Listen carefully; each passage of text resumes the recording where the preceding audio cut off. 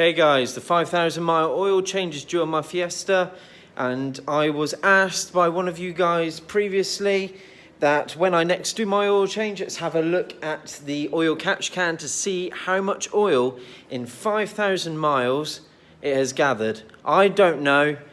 You guys haven't seen yet, obviously, so it's going to be a surprise to us both. So let's see if it's worth investing in this oil catch can. The results will hopefully speak for themselves. So the oil I always go for is the 5W20 for the EcoBoost engines. It's what Ford recommend. They built the engine at the end of the day. You see all the different things what people say, but obviously if the manufacturer says that that engine takes that oil, I honestly would go for that. So that's made by Castrol. And I've also got a genuine Ford oil filter. That's normally about £7 online. You can normally pick these up for around 25 quid. One bottle should do the engine because I believe you only need 4.3 litres out of that 5 litre bottle. So that should be more than enough. Another good little tester while we're here is, if you remember last time, if you are a subscriber to my channel and you watch some of my videos, you should remember that I fitted the Puma Speed magnetic oil sump plug. I know I'm running a standard engine at the moment. Blimey, that is hot. But it should be a good indication to see also how much damage, you know, or any oil filings, oh, hey, are in my engine as it stands.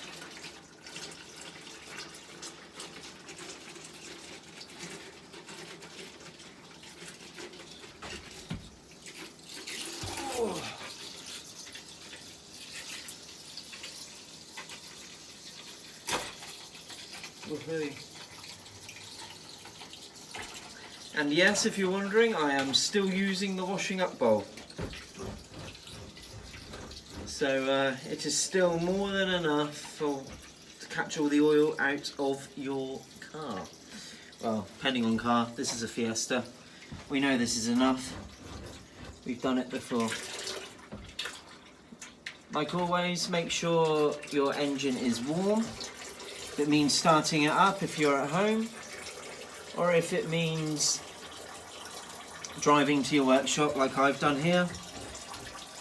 So I know that it's piping hot, so it is absolutely pouring out of there, no issues whatsoever. And yes, it is very black, as you can see dripping down in front of me. Now, under closer inspection,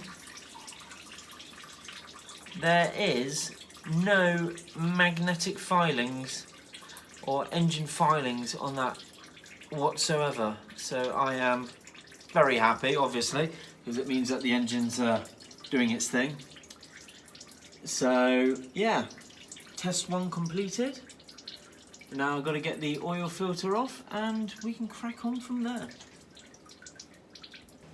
Okay then guys, always remember, I know this is very simple stuff, and if I'm teaching you all to suck eggs, I do apologise. But whenever you do change your oil in your car, it's always a good idea to have a sump plug washer to hand. The best ones to use, I find, are copper ones. This packet here of copper ones cost me about £1.98 online. eBay tends to be my go-to. That there should last me a lifetime. With the car, next car, God knows how long. But you'll notice that the washer is removable off the sump plug. You bin that now because it's done its job and you need a new crunch washer to go in its place. Obviously you want, well there is, let's take it back, there is a small minuscule amount of filings in this oil. But I don't know, that could have just been picked up off the side on the workbench, but cleaned up, it's done its job. And you get your new crunch washer and you literally just put it in its place.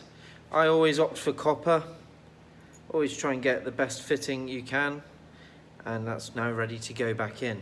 I'm going to leave it a few minutes to drain all the excess oil out. Obviously the more dirty oil you can get out, the better.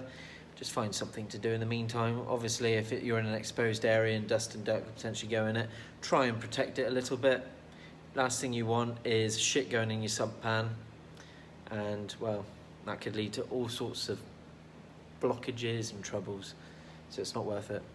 And if you don't replace the crunch washer, don't expect it to seal 100% tight. You might get away with it, you might not. It's always good practice to replace that washer. So as you can see, he's certainly seen better days.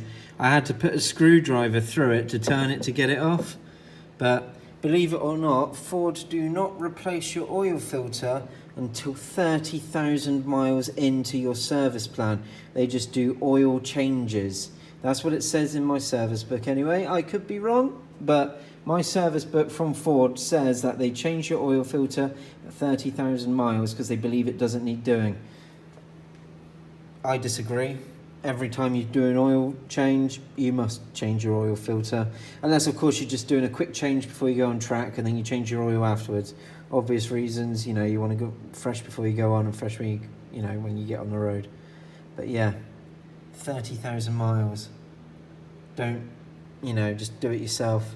It took me 10 minutes to get that thing off as it was seized on.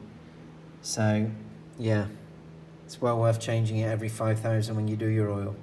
Just a friendly heads up. Okay then guys, now is a bit that I said I'll do. Let's have a look and see how much oil has been gathered in the last 5,000 miles. So I'm gonna screw this one off from the bottom now, and I'll show you in a minute what it looks like. Okay then guys, I've just drilled out the rivets that I've had holding this catch can in place. Don't know how you can hear that, but there's certainly something inside of it. So let's have a look, shall we? I'm just going to put you on the tripod quickly, just so I can operate the camera and take it apart at the same time. Okay then, so here it is off the car. This is going to be a first look for me as well. So, see if I got my money's worth.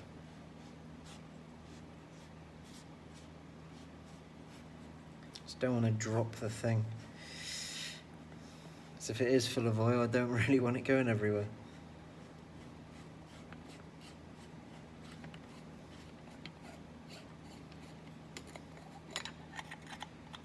Oh, there's the filter.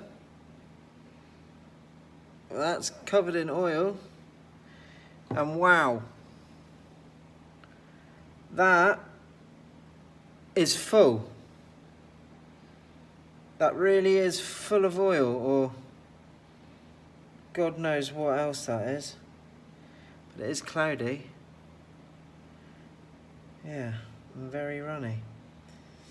So hopefully that is just oil and not water got in there. Otherwise I really do have a serious problem on my hands.